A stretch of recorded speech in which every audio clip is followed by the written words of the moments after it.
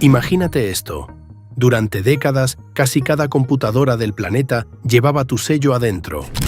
5 palabras que todos reconocían. Intel Inside. Y esas 5 notas musicales, ese pequeño jingle que sonaba al final de cada anuncio.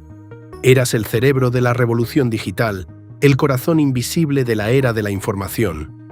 Invencible. Imprescindible. El rey absoluto. Y entonces, uno por uno, perdiste todos los trenes del futuro. Llegó el smartphone y lo ignoraste.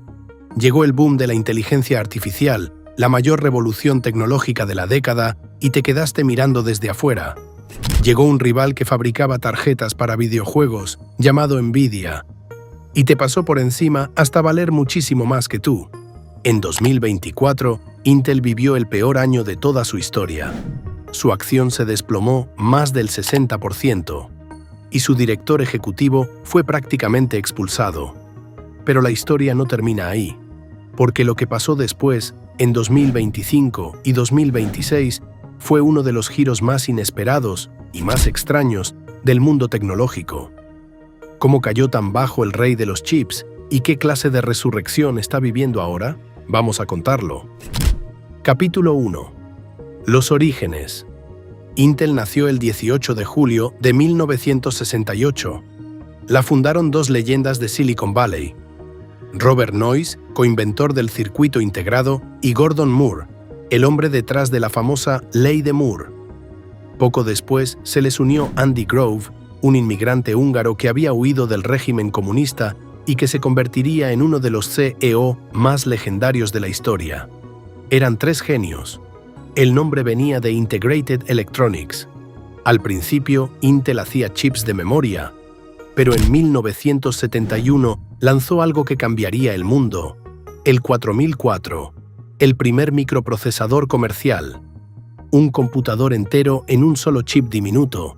Era el cerebro electrónico que haría posible todo lo que vino después. Y cuando la revolución de la computadora personal explotó en los años 80 y 90, Intel estaba justo en el epicentro. Formó, junto con Microsoft y su sistema Windows, el legendario dúo Wintel, que dominó la era de las PC. Si comprabas una computadora, lo más probable es que tuviera un chip Intel adentro. En 1991 vino el golpe maestro de marketing, la campaña Intel Inside. Logró algo casi imposible: convirtió un componente invisible, escondido dentro de la máquina, en una marca que los consumidores buscaban activamente. La gente quería el sello de Intel. Era garantía de calidad. Era el estándar. Era el rey. Capítulo 2. El éxito.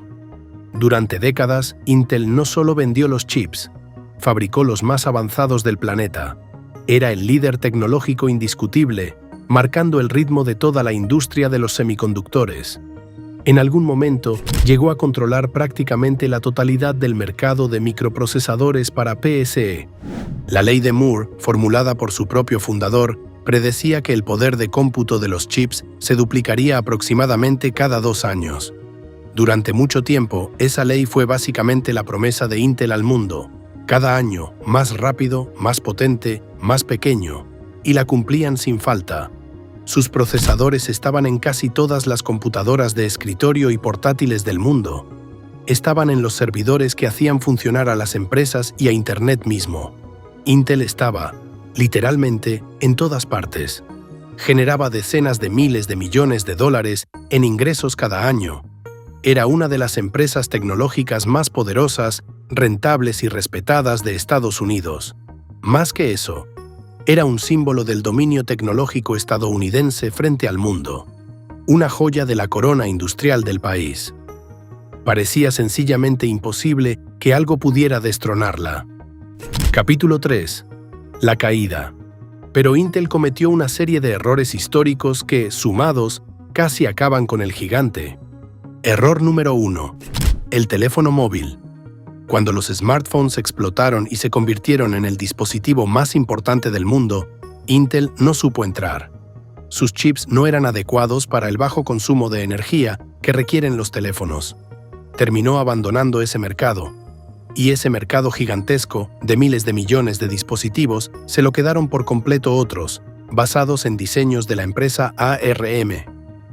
Error número 2. El verdaderamente fatal, la inteligencia artificial. Resulta que las GPUs, las unidades de procesamiento gráfico que NVIDIA fabricaba originalmente para videojuegos, eran perfectas para entrenar modelos de inteligencia artificial. Cuando el boom de la IA estalló, la demanda de chips de NVIDIA se disparó al cielo. NVIDIA se convirtió en una de las empresas más valiosas del mundo. Intel, que había apostado por otro tipo de chips, se quedó mirando el tren pasar de largo. Y error número 3, quizás el más grave a largo plazo. Intel perdió su liderazgo en la fabricación misma de chips. Empezó a fallar plazos, a retrasar nuevas generaciones de procesadores, a perder cuota. Y aquí está el dato demoledor. Para 2021, por primera vez en toda su historia, los chips de Intel estaban 2 generaciones tecnológicas por detrás de sus competidores. ¿Quiénes eran esos competidores que ahora fabricaban mejor que el rey? La taiwanesa TSMC y la surcoreana Samsung. El liderazgo manufacturero, que había sido el orgullo de Intel durante medio siglo, se había perdido. En modo de crisis, en 2021, el consejo trajo de vuelta a Pat Gelsinger, un veterano ingeniero que había trabajado 30 años en Intel. Gelsinger anunció un plan extraordinariamente ambicioso y carísimo: invertir miles de millones en nuevas fábricas para volver a ser el número 1. Su lema era recuperar la corona con 5 nodos en 4 años. Pero el plan, al menos en lo inmediato, no funcionó lo suficientemente rápido. Y en 2024 llegó el desastre absoluto. La acción de Intel se desplomó más del 60%, marcando el peor año en la historia de la empresa.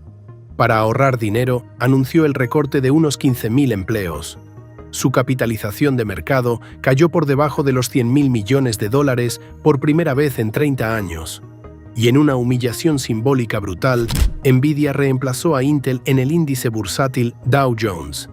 En diciembre de 2024, el consejo le dio a Gelsinger un ultimátum: retirarse o ser removido. Eligió irse. Su ambicioso plan de rescate quedó en el aire y la empresa en caída libre. Capítulo 4. La actualidad. En marzo de 2025, Intel nombró a un nuevo director ejecutivo, Lip-Bu Tan. Su mensaje a los empleados fue brutal y directo. Ya no hay cheques en blanco. Anunció recortes adicionales de decenas de miles de empleos. Pura disciplina, cero expansión descontrolada.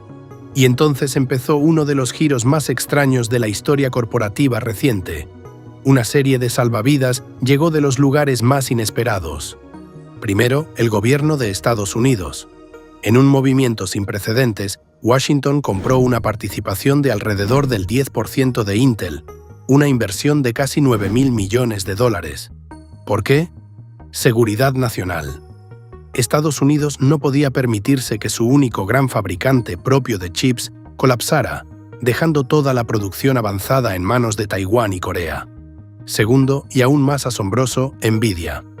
Sí, NVIDIA, el mismo rival que había aplastado a Intel en la era de la IA. En un giro digno de una película, NVIDIA invirtió $5.000 millones en Intel y anunció una alianza para desarrollar productos juntos. El verdugo se convirtió en socio.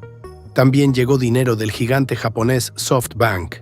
Y entonces los números empezaron a moverse. Intel completó por fin su prometido plan de 5 nodos y comenzó a fabricar en alto volumen su nuevo y avanzado nodo, el 18A.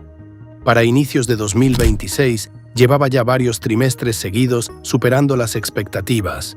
Y la acción explotó, subió alrededor de un 400% en un año.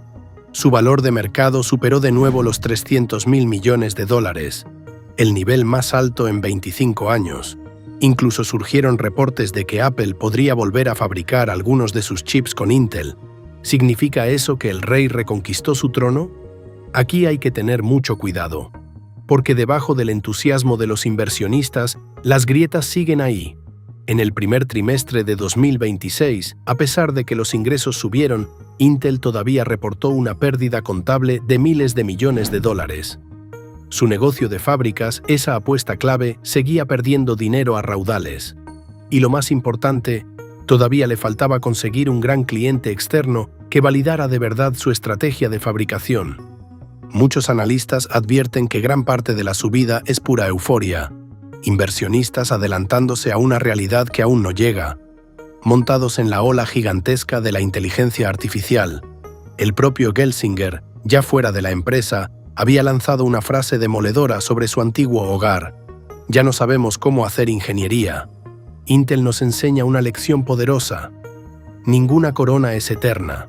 El líder absoluto, el que parece invencible, el que domina durante décadas, puede convertirse en el rezagado de mañana si se duerme aunque sea un instante. La complacencia es el veneno más mortal del éxito. El rey de los chips tuvo el mundo en sus manos y mientras se sentía intocable, perdió el móvil, perdió la inteligencia artificial y perdió su liderazgo en fabricación, casi todo al mismo tiempo.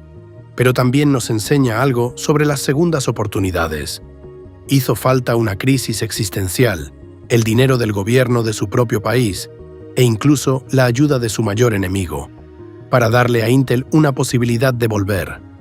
Una posibilidad, no una garantía. La pregunta que queda abierta y que mantiene en vilo a toda la industria tecnológica es esta: ¿está el rey caído reconquistando de verdad su trono? ¿O solo está disfrutando de un espejismo dorado, sostenido por rescates y por la fiebre de la IA, antes de despertar y descubrir que el daño ya era demasiado profundo?